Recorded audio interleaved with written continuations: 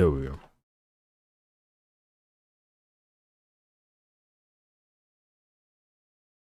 Mm-mm. Been a day. How's the Goku vid doing? Still bad. Still doing bad. Let me go to it really quick. Yeah, still doing really bad.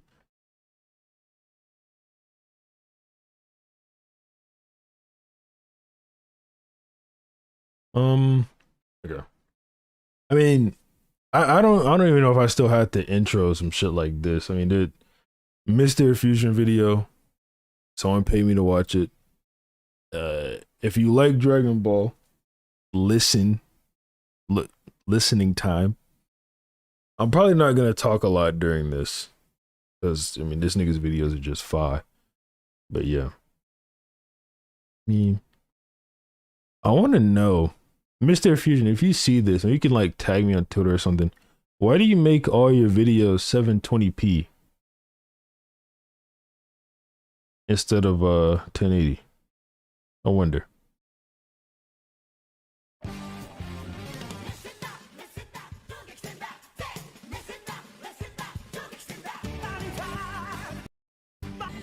Super violent fight.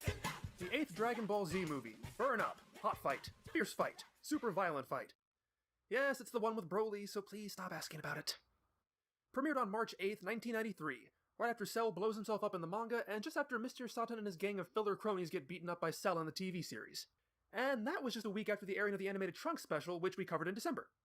Production-wise, this movie marks a shift from longtime character designer Maeda Minoru serving as animation supervisor to Yamamuro Tadayoshi taking over in that capacity, a role he would continue to serve in all Dragon Ball theatrical movies through 2015's Resurrection F. I'm sure I'll have more to say about him in the future, but for now, this movie looks pretty good, and I'd say it's a step up from the last two movies at least. Now let's talk about these Dragon Ball Z movies. When I was in my early years of exploring the franchise, they, like most elements of the series outside of the Saiyan and Frieza arcs, were a mystery to a lot of us. All we had to go on were the words of wise and worldly people who had actually managed to see these coveted treasures, spoken in a foreign language and housed on multi-generational traded VHS tapes with poor tracking. And I would soon become one of those people, handing over my hard-earned cash to my mom, so she could convert it into a money order that I could mail to some guy in Hawaii who would, in turn, send me a shipment of tapes with episode numbers scrawled onto the plastic casing. They opened wide my Dragon Ball experience far beyond what little was available for purchase in America at the time. I was more interested in expanding my knowledge of the series, though, so I never bothered trying to track down the movies back then. For movie info, I had to rely on the webmasters of fan sites, and PlanetNomic.com was number one. No, seriously, it was number one. There was a ranking system and everything, and PlanetNomic was always number one. I have many memories of my visits to that site, circa 2000, but I do remember their movie guide, which listed all 13 of the Dragon Ball Z movies and provided not only synopses, but a Dragon Ball rating system from 1 to 7 balls. At the time, only the first 3 movies had aired on Cartoon Network, and I thought they were pretty enjoyable, but according to PlanetNomic, they were mediocre at best compared to a lot of what was to come. And that got me really excited because— what? They listed Dragon Ball Z Movie 6 as the best of the lot? And number 7 is the second best? What, were they insane? Over the following years, as the remaining movies became commercially available, I was able to form my own opinions, and if you've been following this series for any length of time, you'll know that I'm of the mind that after the first 3, the quality careened into a nosedive, with only movie 5 possessing a marginal level of quality. The last one we checked out, movie 7, was the absolute bottom of the barrel as far as I'm concerned, though with formulaic story beats, by-the-numbers character interactions, and tepid derivative villains. And that would be bad enough if not for the fact that we'd already seen most of those attributes done half a dozen times before. Now, let me be clear. I'm mostly apathetic towards the character of Broli. I'm neither particularly interested in him, nor do I really dislike him. I'm a little iffier in regards to what he seems to represent to the fandom, and more importantly, the image he presents of the franchise as a whole. As I've stated multiple times, the surface-level spectacle of over-muscled meatheads screaming loudly and laying the smackdown on each other is the facet of Dragon Ball I find least appealing. And since original Broly is the most roided-out, primal screaming animalistic club someone over the head caveman the franchise has ever produced, I don't get the hype. His repeated appearances and vast popularity just encapsulate for me Dragon Ball's decline from an over-the-top pastiche of martial arts movie tropes to a professional wrestling match played completely straight. Sorry if you like professional wrestling, nothing personal. I've learned there's a lot of overlap between those two fandoms. I had a brief pro wrestling phase as well, when I was 3, but it just hasn't really done it for me in the past 3 decades since. And since I know at least one person will think this unless I say otherwise, please do not read anything into Mr. Satan's appearance in this gag. It's nothing more than a visual representation of the point I'm trying to make. You know, because he's a sports combat champion. I am not implying that he is an example of what I'm talking about. All that said though, Movie 8 is a vast improvement over Movie 7. It literally had to be. There's almost no way it could have been any worse. To me, it seems like Koyama Takao, the writer of all the previous Dragon Ball Z movies, realized just what a formulaic hole he made for himself, and I'm hoping the audience overall felt the same way. So this one is different, to an extent. There are still some of the same gimmicks on display, but this one feels like it's gotten a shot in the arm and can traverse new territory, even have a bit more plot than the movies have provided over the past couple of years. Interrupting the usual relaxation and wacky hijinks that begin these movies is the arrival of a spaceship, filled to the brim with random faceless soldiers claiming fealty to Vegeta.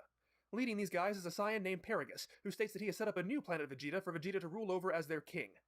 Oh, and the legendary Super Saiyan has been laying waste to the southern galaxy and needs to be stopped. So the characters head to this new planet where Vegeta teams up with Paragus' mild-mannered son Broli to track down the legendary Super Saiyan. Meanwhile, Goku has already been recruited by Kaio to find out what's been going on in the southern galaxy, which eventually leads him to new Vegeta as well. But when Broly's unyielding instinctual rage towards Goku causes him to break free of Paragus' control and fight, they realize that he was the legendary Super Saiyan all this time. Paragus' whole spiel was a trap to get Vegeta on this planet, which is about to be destroyed by a comet, in order to avenge himself against Vegeta's father, who tried to have both him and Broly killed due to Broly's massive strength posing a threat to King Vegeta's line. So they fight for a very, very, very long time.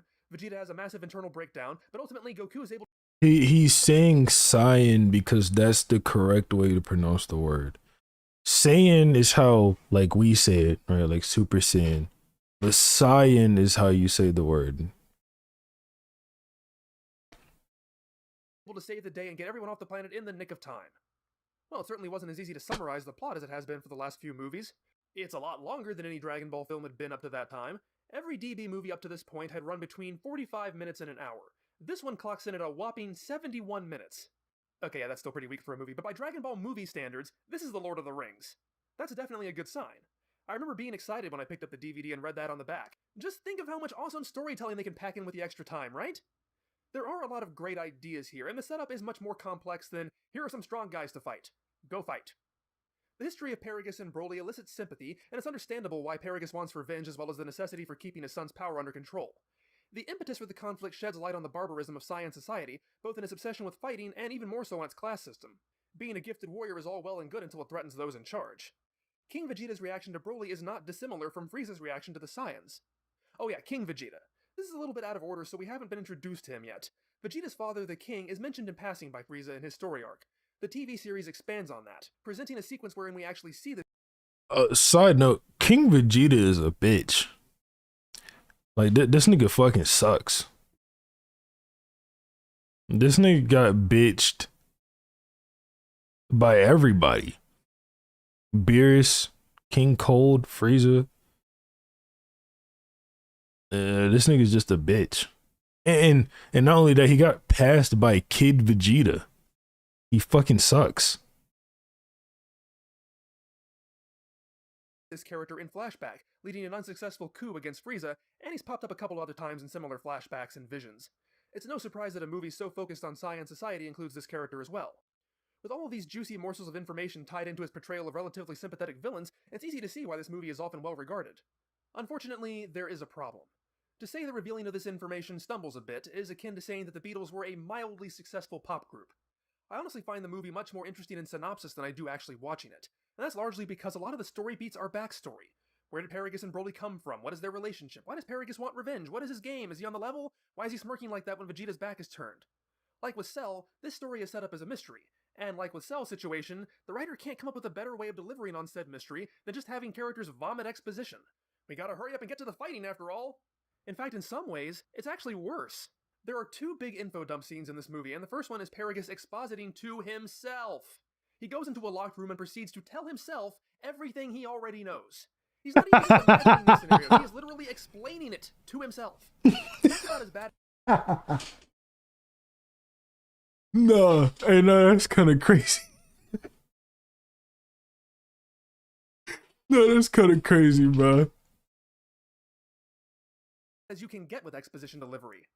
The second set he does give to Vegeta, so at least he's telling someone who actually needs to hear the story. But that's still a pretty pedestrian way to deliver it, just monologue it. Also, it's only to Vegeta, so Vegeta is the only character over the course of the entire movie who has the slightest idea what's going on, and since he only got the second half, none of them really knows the whole story. Now, when I complained about Cell blabbing all the details of his backstory, many commented that I wasn't being fair, that just because I thought it should be a mystery doesn't mean that that was the story Toriyama wanted to tell. But I'm not the one saying it should be a mystery, they are! They're the ones setting up the puzzles here. If I go to a restaurant and my server puts a cake in front of me, I expect that I'm going to be able to eat it. Likewise, if a story presents me with a mystery, a series of questions that need answers, which this movie very much does, I don't think I'm asking too much for those answers to be delivered in a satisfying way. The first Kula movie is also a revenge flick, but it's set up in a totally different way. All the answers are laid out from the very beginning, there's no mystery. But in this case, there is, and the entire first half of the movie is dealing with it. As far as the mystery of the legendary Super Saiyan, only Goku gets to actually figure anything out. He follows the trail of battered planets until he gets here, and he's the one who realizes that Broli is who they've been looking for. But even that's thrown into Goku's lap. He figures it out because Broli attacks him while he's sleeping, which gives the entire game away. Forget what Dark Helmet said, good will always triumph because evil is dumb. Now, don't misunderstand me to mean that I'm against the idea that the goals of two villains being out of alignment could cause their plans to go awry. I just think in this case, it leaves very little for the heroes to really figure out. As far as actually investigating goes, Gohan, Trunks, and Krillin get the most to do, although it resolves itself in a fairly ludicrous way. They discover these Shamo inhabitants are being used as slave labor to construct a fake city to fool them. And that whole thing is weird. The planet is named Shamo, but so is the kid, but then again so is Vegeta, but I doubt this kid is either royalty or the strongest, so who knows. Anyway, they fly over these ruins that are being used to give the impression of a sprawling metropolis, then they meet the workers. They fight off the brutal overseers, but then Paragus shows up, clearly aware that this exists, and invites everyone to go on deliver some food to the Shamo, but the characters seem to see no conflict of interest, allying themselves with both the downtrodden slaves and their vicious slavers at the same time. It's only immediately after Goku blows the lid off the whole legendary Super Saiyan thing.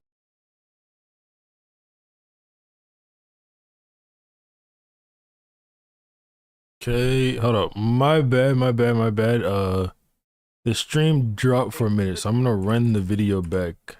I think it dropped like 30 seconds ago. But yeah, it dropped for me. Give me a second. Inhabitants are being used as slave labor to construct a fake city to fool them. And that whole thing is weird. The planet is named Shamo, but so is the kid, but then again so is Vegeta, but I doubt this kid is either royalty or the strongest, so who knows. Anyway, they fly over these ruins that are being used to give the impression of a sprawling metropolis, then they meet the workers. They fight off the brutal overseers, but then Paragus shows up, clearly aware that this exists, and invites everyone to dinner, and nobody seems to care! Gohan delivers some food to the Shamo, but the characters seem to see no conflict of interest, allying themselves with both the downtrodden slaves and their vicious slavers at the same time. It's only immediately after Goku blows the lid off the whole legendary Super Saiyan thing that Trunks and the others show up to point fingers. Oh yeah, there are all these slaves and ruined buildings that we already knew about. Did these scenes get placed out of order or rewritten at the last minute or something? Everybody already knew this stuff, and Paragus knew they knew this stuff and didn't care. Why does it suddenly matter now? When the Shamo are ferried over, they do recognize Broli as the Super Saiyan who laid waste to their planet, so they do corroborate Goku's statement. However, in Trunks' very last scene, he states that Broli couldn't be the legendary Super Saiyan. It is possible that after Goku figured it out, he had them bring the Shamo for a dramatic reveal, but it still doesn't make the rest of it add up to anything other than ignoring pertinent information until it's narratively convenient. To give credit where it's due, though, the way Goku reveals what he knows is done pretty well and very much in keeping with his character. He's not the blank slate, you're the hero guy he was in movie 6. Tensions are rising, Paragus is trying to keep Vegeta on the planet because this is a day the comet is supposed to comet, but Vegeta is intent on searching for the legendary Super Saiyan. Broly gets triggered by Kakaroto, his favorite word, because Goku is in the spaceship having fun listening to the sounds of his echoes. Because he's really just killing time until he can casually say, oh yeah, I figured this all out, he's a legendary Super Saiyan. He can be a fun, cocky bastard when he wants to be. This is also the point of the movie where it shifts into fighting mode, which lasts way too long. As much as I pick on the ham-fisted storytelling, I take it over a 40-minute curb stomp. To be certain, by the time I finished watching this movie for the first time, I was beginning to regret its extra long runtime because it was just getting tedious. So let's talk Legendary Super Saiyan, since it's a term that gets thrown around a lot in this movie and in Dragon Ball in general. That's the whole draw here, that Broly is the Legendary Super Saiyan. It's something we as kids were talking about in awe years before the movie ever came out over here, before Super Saiyan had come out over here. It helped that the toys were released way out of order. There was this character named Broli, and he was not only a Super Saiyan, but he was the Legendary Super Saiyan. What does that mean? I don't know. He's really strong. He has this ultra beefy transformation that's not bad like the other really beefy Super Saiyan transformation. The movie doesn't really provide any information on that other than that Broly's power is overflowing, and his battle power was 10,000 when he was an infant. Don't get me wrong, I have no problem with the movie exploring this idea, but the way it's done is just weird. By the way, 10,000 as an infant is fucking crazy. That's insane.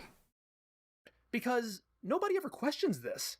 Oh, they question whether or not Paragus is telling the truth, if the legendary Super Saiyan really is causing trouble, but no one questions the concept, not even Vegeta. The whole legendary Super Saiyan thing came up in the Frieza arc. It's practically synonymous with Super Saiyan in general. When Vegeta sees Goku take out Rikum, he thinks that's what Goku is, the warrior of legend that shows up once every 1,000 years. And then he believes that's what he is. And then eventually Goku transforms into this gold guy and everybody says it's a Super Saiyan. And then other people become Super Saiyans. The term Densetsu no Super Saiyajin is thrown around like candy. The chapter after Goku transforms is literally called that. So then this guy shows up and says that the legendary Super Saiyan is out there, and not a single one of them is ever like, and? What does that mean exactly? How is that different from what we are? Isn't that what we're supposed to be? I suppose it doesn't help that the term is used interchangeably as a label for both the specific transformation as well as the character. And I'm not saying that's a problem. They shouldn't do a plot where someone is saying, no, he's really the Super Saiyan of legend and you're not. The problem is, that's not what they do. The characters just accept it and nobody treats it like it's a big deal, as if it's something they expected would happen someday. Think of all the times I've talked about how the characters really make a lot of assumptions about what happens to them in regards to their transformations. None of them has anything to go off of, despite the fact that not even Vegeta knows what a Super Saiyan looks like, since he's constantly mistaking himself and Goku for Super Saiyans before it happens. They always seem pretty confident that that's what they are. Wouldn't it have been cool if they actually played with that? For them to be told that they've been wrong this whole time? Even if it was just a lie, it'd be interesting to see them grapple with that idea, particularly Vegeta. What we do have for Vegeta is his complete emotional breakdown once he sees Broli in action. I mean, it's not the first time we've seen Vegeta completely lose his will to fight, but it's still fun to see, especially given where we are in the series right now, where Vegeta has such a self-sabotaging level of confidence. In a way, this feels a bit more like Frieza arc Vegeta, but with a twist. While he wanted to become a Super Saiyan and often believed he was, in that one moment, happy to pass the torch to Goku, just as long as it meant Frieza was defeated by a Saiyan. But in this case, the Super Saiyan of legend is someone who is now mopping the floor with all of his allies, and Vegeta can do nothing but stare as he now lives through exactly what he wanted to put his enemies through. I still think it might have worked better had he been reacting to the idea of a legendary Super Saiyan not being him, rather than just accepting that as commonplace, but it's still pretty fun. The one way in which this movie stubbornly clings to the formula is with Piccolo, naturally, who does not show up in this movie until it's time for the prerequisite saving of Gohan moment. This one seems particularly forced. Broly has everyone's back to a wall, and then out of nowhere, he decides to attack Gohan specifically. I guess just so Piccolo will have a reason to show up. To another planet. At least in movie 6 he came with them. Here he just brought his own spaceship. That he has. Somehow. And he knew about this because he heard Kaio talking, apparently. Okay. Well, I mean, there is precedent. I guess Kaio really needs a more secure channel. That done, he goes and drags Vegeta back to the fight, and that's pretty much his thing for the movie. Now that Vegeta has been returned to the battle, he becomes a Final Fantasy villain by spouting lines like, "Why do you fight, even when you know you can't win?" That's my second Final Fantasy reference in a Dragon Ball Z movie review in a row. If I do 3, I get a free ice cream. He finally overcomes his paralysis. What? Because I guess we've reached that point in the movie where it needs to happen. Really, the reason the movie gives is that if these peasants can fight, then he has no excuse not to. But, I mean, he already saw them fighting before and it didn't make a difference. And when he does fight, well, quite a lot of build-up for nothing, isn't it? Well, not entirely. Here's where I get to the infamous part of it. Broli beat the fuck out of that nigga, bro. That shit was fucking hilarious. To the fact that Broli has it out for Goku in particular. The only interaction they have prior to the events of this movie is in flashback. Apparently when they were born, they had beds right next to each other, and Goku's incessant crying also caused Broli to cry. And ever since then, he just can't stand the guy. I mean, I know I get crazy when someone keeps me from sleeping. Bro, I'm sorry, but this shit is so fucking retarded. This shit is so stupid. My bad. This shit is so stupid. Holy fuck, bro. This shit, like, this nigga is so unreasonable, bro. This is so fucked up. This nigga, bro, he was crying. He's a fucking baby. And he just hated this. He hated this nigga, bro, for that.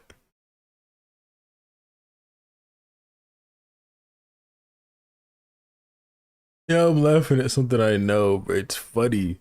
It's just like being reminded of it is always so funny. And so I see this movie derided for it having a meathead villain whose only motivation is that Goku made him cry that one time. Funnily enough, this presents the opposite problem of what I said earlier. My synopsis of the plot sounded better to me than how it was actually executed. However, summarizing this doesn't really do it justice because taken on its face, it does sound silly. But the literal interpretation isn't the point, at least as far as I see it. And the point isn't even hidden. There are 2 off-screen voices watching the event, and they pretty much spell it out. Broly has a battle power of 10,000. Even as an infant, he's so strong that, well, on paper he's as strong as the Bardock who steamrolled through a couple of hundred of Frieza soldiers while on the brink of death. This Kakaroto has a battle power of 2. According to Saiyan Society, Broli is so above him it's unbelievable. And yet, for some reason, this little worthless crotch nugget can still get under his skin. Why is that? Paragus tells Vegeta that the reason he alone is incapacitated by Broly's presence is because as a pure Saiyan raised in their ways, he is the only one who can recognize on an instinctual level the threat that Broli poses. Likewise, Broli can instinctually pick up on the potential and danger of Goku's superiority. To me, it ties right back into that Goku and Vegeta speech I love so much, only turned on its head. Because while there is the upset of the low-born cast-off overcoming the elite, think about their lives. This isn't some pampered prince used to getting everything his way being beaten up by a bumpkin. Unlike Vegeta, Broli didn't get rewarded for his magnificent potential. He was stabbed and left for dead and forced to struggle his entire life. And his strength and his free will were caged. Hey, but King Vegeta is such a bitch. Oh my god, he stabbed a baby. This nigga was 2 days old and he fucking stabbed. He's like, this nigga is too strong. He's too fucking strong. Bro. Aged by his father. Goku, by contrast, was sent to a crap planet because that's all he was good for, but lived the good life by comparison. He got to run free, have a positive upbringing, meet all kinds of strong influences, have great adventures. These are obviously all things Broly doesn't know about Goku, but my point is, there's a lot more to it than Goku crying one time and making Broly upset. The characters' lives and temperaments are diametrically opposed in pretty much every way, and that moment encapsulates it. That brings me back to Vegeta because at the end of the film, he demonstrates how he is different from, and therefore superior to, Broly. In the comparisons I was just making, I was subbing in Broli for Vegeta, and they do fulfill similar roles in their respective stories. They both certainly feel a ceaseless need to butt heads with Goku. Once Vegeta is taken out of the fight, and in Dragon Ball movie fashion, it's all up to Goku to save the day, everyone decides to give Goku their ki. And you know, for once, I'm not going to complain about that, because in this case, the underlying idea it represents is more important. Everybody but Vegeta contributes. Vegeta cannot bring himself to actively assist Goku in this manner. It would effectively demonstrate that Goku is superior and that Vegeta's only role is subservience. Broly likewise cannot allow himself to yield to Goku. He is drawn to compete against him, to prove his superiority. It's only when Vegeta concedes that the tide turns in their favor and Goku is able to defeat him. Like the tree that bends to the will of the wind, Vegeta accepts what must be done. Broly is the tree that remains rigid against the wind and so must shatter. Funnily enough, I have to once again say the movies kind of beat Toriyama to the punch here by pushing Vegeta a bit further along in his character development than he is in the series. It feels like I've already gone on for forever, but let's see, what else is there? Broly ultimately gets to commit patricide. That's kind of fun, and a fitting end. Paragus tries to escape the planet before it's destroyed, but Broly finds him and crushes him to death in his own escape pod. It's a very effective moment, although I think it would have been more so had Paragus not added in this out-of-place Shakespearean, "Alas, is it the fate of Saiyans to be killed by their children?" as he's being crushed to death. Exit, pursued by a bear. Oolong and Kame Sennin serve as the comic relief this movie. Oolong even makes it onto the movie poster. I told you way back in Z Movie 2 that Oolong gets much more attention in the movies than he ever does in the series by this point. Kame Sennin's shtick is that he's drunk. That's pretty much it. I don't even know how that works. He had been drinking at the beginning of the movie, but they traveled through space. And I know space travel tends to be fast in this series, except when it's not. But even discounting that, they spend at least 2 days on new Vegeta. How long does it take for him to sober up? The other opportunities for comedy are the 2 leisure activities at the start of the film. The stronger is Chi-Chi's attempts to get Gohan into a prestigious cram school, and for that she needs Goku to present himself as her version of the ideal husband and father, forcing him into a suit and coaching him to state that his hobbies are reading and sports, to which Goku hilariously asks if this is supposed to be a fibbing contest. While, as usual, these leisure activities don't really tie into the plot or themes of the film at all, this movie really nails down the characterization much better than the empty vessels of movie 6 and the caricatured abusive Chi-Chi of movie 7. Playing the role of a typical family is central to Chi-Chi's self-image, and with Goku able to play a more active role than simply carrying the packages, their interplay here is golden, and you actually do feel for Chi-Chi when Goku is forced to bail out. Yes, he is a magician! Granted, I don't think Gohan had much of a chance getting into the school when the lead adjudicator appears to be the announcer from the Cell games. Curdinian is similarly humorous. Bro, what? On the rest of the appears to be the announcer from the Cell games. What the fuck is that nigga doing here, bro? So this nigga, let's assume Broly is canon to the original story. This nigga, he runs a college in his spare time, and then when the Cell game started, he decided to quit and go report on it. What the fuck? It's the same nigga. It's the same guy. They have the same hair, same glasses, same nose, and the same ear. They had the same ears and same mustache. Kurt is similarly humorous, inflicting his terrible singing on the rest of the group at a flower viewing party. As this movie came out in the spring, this is what people in Japan would be doing at the time, so it's appropriate. However, it gets a little too topical as Kame-Sennin tells Kurt he's Nipponichi, or the best in Japan. This is one of the more infamous examples of dialogue explicitly breaking the idea that this is its own fantasy world. Then again, he's drunk, so maybe he's just babbling nonsense. Okay, as always, let's talk timeline. Like with movie 6, Daizenshuu 6 attempts to slot this in during the days of peace leading up to the Cell games. Boy, given 2 separate jaunts into outer space, not to mention the various filler adventures the animated series already adds, as well as the actual events the manga already establishes, and the fact that a handful of characters are supposed to be taking turns in the Room of Spirit and Time, that is one packed week and a half. Given that this movie presents character designs more in keeping with the latter half of the Cell arc, this one works slightly better in that context. At least Gohan can actually become a Super Saiyan in this movie, its first theatrical appearance. Trunks has long hair, Gohan has short hair. There are even a few instances where Goku's eyes take on the more rounded style of the so-called full power Super Saiyan, although I can't be sure whether or not that's intentional. However, that's also the main reason it doesn't work, as Goku and Gohan are certainly not in the Super Saiyan state for the entirety of the movie, which is what they're supposed to be doing, if this takes place then. Gohan is still wearing the junior version of Piccolo's outfit, and he looks slightly younger, more like how he does when he's training in the Room of Spirit and Time, as opposed to when he exits. I don't even know why the Daizenshuu kept bothering trying to force these in, it's just a movie like all the other movies. But this one is very clearly a late Cell arc movie. The music here is great, and several pieces serve as the backbone to the score from the end of the Cell arc all the way to the end of the series. The ending theme, Burning Fight, is one of the few movie ending themes I actually tend to remember. I guess a large part of that is due to another of my earlier Dragon Ball memories being a music video Ginga Girigiri's Castor Troy had set to that song. Ooh, another early 2000s Dragon Ball fan page reference. One more of those and I get a cheese platter. However, to me, its refrain of Burning Fight never really sounded like that. It sounds more like... So that, finally, is Dragon Ball Z Movie 8. I had no idea this would go on for so long. There really is a... That nigga's videos just go so fucking hard.